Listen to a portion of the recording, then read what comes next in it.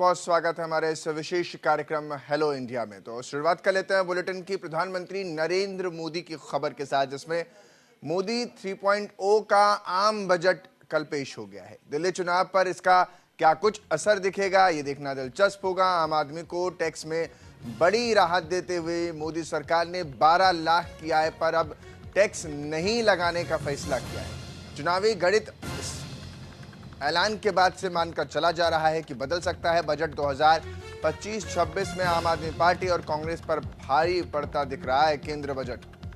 यानी 1 फरवरी को मोदी सरकार का यानी मोदी 3.0 का पहला पूर्णकालिक बजट पेश कर दिया गया है।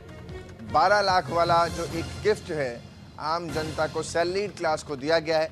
लेकिन इस पूर्ण बजट ने दिल्ली विधानसभा की संपूर्ण पटकथा को लिख दिया है।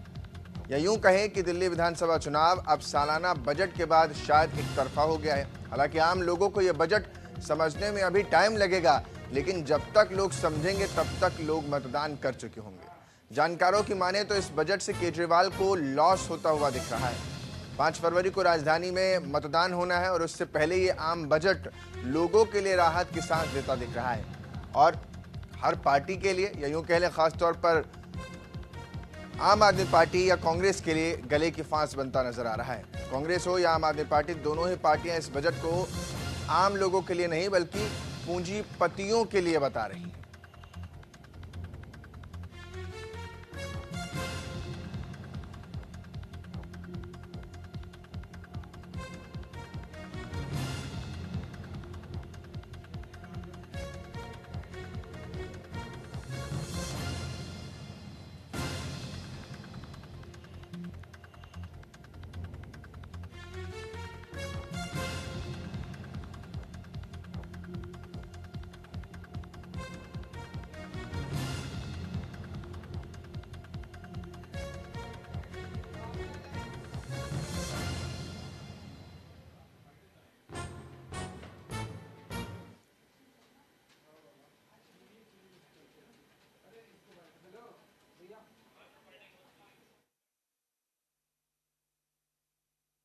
आप देखिए बजट का पूरा का लक्ष्य 25 लोगों को फायदा पहुंचाने का। आपको थोड़ा सा दे देंगे, कह देंगे भैया ये लो थोड़ा सा टैक्स माफ कर लेंगे, मगर अगर आप बजट का लक्ष्य देखेंगे तो हिंदुस्तान का धन 20-25 अरबपतियों को देने का है।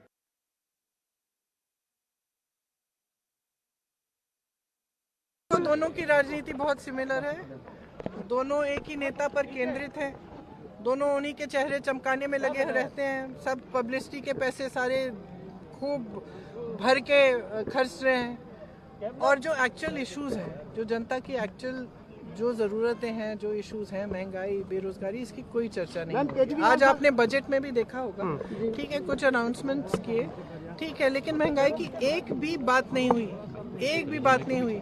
आप ध्यान में रखिए कि इस देश में सिर्फ 7 करोड़ लोग टैक्स पे करने के लायक हैं।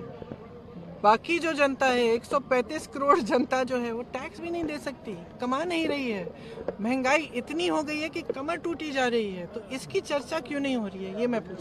स्नान करके बिना त्रिवेणी तक जाए हुए वापिस चले गए। तो जो लोग ये कहते हैं कि हम वर्ल्ड क्लास इंफ्रास्ट्रक्चर बनाएंगे, तो ये बजट किसके लिए आ रहा है? आपकी सड़कें ऐसी नहीं है, आपके शहर ऐसे नहीं जिसकी कैपेसिटी ऐसी हो कि हम लोगों को इतना संभाल पाएंगे। आप सोचिए, क्यूटो बना रहे हैं आप वाराणसी को, क्या आपकी कैपेसिटी है कि लाखों लोग आ जाएंगे, दर्शन कर लेंगे आप? आपने शहरों को चौक कर दिया है बिल्कुल। शहरों में क्या है आपका इंफ्रास्ट्रक्चर? आप तो स्मार्ट इंडिया और स्मार्ट वो शहर बता रहे थे आप। पब्लिक ट्रांसपोर्ट क्या है, हॉस्पिटल्स क्या है?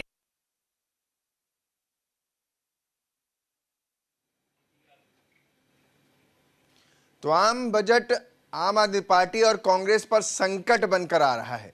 संसद में जो बजट पेश हुआ है यानी मोदी 3.0 का पहला पूर्णकालिक बजट है, और इसके साथ ही दिल्ली चुनाव पर इसका कितना असर पड़ेगा ये देखना दिलचस्प होगा। बजट 2025-26 का असर साफ तौर पर दिखेगा। आम आदमी को इनकम टैक्स में बड़ी राहत यहां मिली है। सालाना 12 लाख रुपए अगर आप कमाते हैं, आपकी आय है, तो अब इस पर इनकम टैक्स नहीं लगेगा। बजट के बाद दिल्ली विधानसभा चुनाव का गणित ही बदल सकता है। बजट 2025-26 आम आदमी और कांग्रेस पर भारी पड़ता दिख रहा है।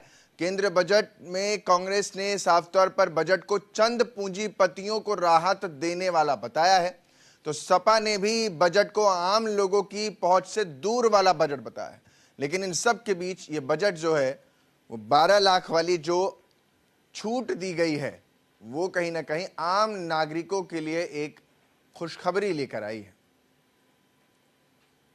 अब देखना दिलचस्प होगा, जब दिल्ली वोट करेगी तो क्या ये जो बजट है उसका असर राजधानी के बासिंदों पर नजर आएगा।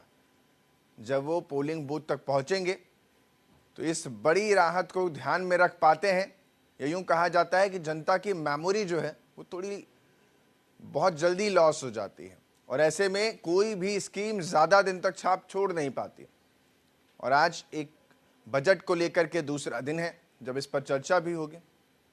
और इन सब के बीच दिल्ली चुनाव, अब देखना दिलचस्प होगा कि दिल्ली चुनाव पर इसका क्या कुछ असर देखने को मिलता है, क्योंकि सबकी नज़र इसी पर है कि दिल्ली में आके चुनाव और बजट का कितना बड़ा हिस्सा इस हिस्से को मिलता है और इस हिस्से की खुशी वोटों में तब्दील होती है कि नहीं।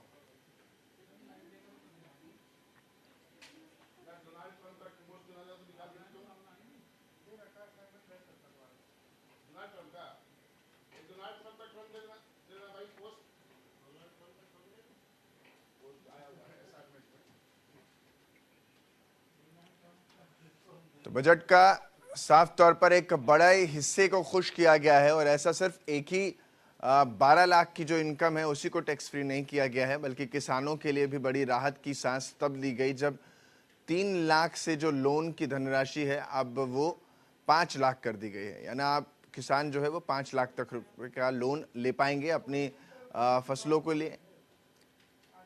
इसी के साथ साथ उद्योगपति या यूं कह लें छोटे उद्योगों के लिए भी एक बड़ी राहत दी गई है, जिसमें ये देखने को मिला है कि छोटे उद्योग जो नए या यूं कह लें कि एमएसएमईज में नए उद्योग शामिल हो रहे हैं, जो नए एंटरप्रेन्योर्स आएंगे तो उनके लिए कैसे फ़ायदा होगा। उनके लिए इस तरह से फ़ायदा किया गया है कि 10 से 20 करोड़, पहले जो 10 करोड़ का वो लोन ले सकते थे अब वो 20 करोड़ तक का लोन ले सकते हैं। और इसमें भी ख़ास बात क्या है, जिसमें लघु उद्योग के लिए ये प्रावधान किया गया है कि जो लघु उद्योग है उसके अंदर में जितने भी अंतर्गत आने वाले, क्योंकि अगर देश भर में बात करूं तो एमएसएमईज में 7.5 करोड़ से ज़्यादा लोग काम करते हैं। तो ऐसे में जो लघु उद्योग में काम करने वाले कामगार हैं, काम करने वाले कर्मचारी हैं, उनके लिए फ़ायदा होने वाला है। और कर्मचारियों को ही नहीं बल्कि मालिकान को भी इसका फ़ायदा मिलेगा और उसके लिए साफ तौर पर इस बजट में प्रावधान किया गया है कि उनकी 5 से 10 करोड़ कर दी गई है लोन पर जो क्रेडिट गारंटी है। 1.5 करोड़ तक का, अब वो 1.5 करोड़ तक का लोन वो यहाँ से उनको आवंटित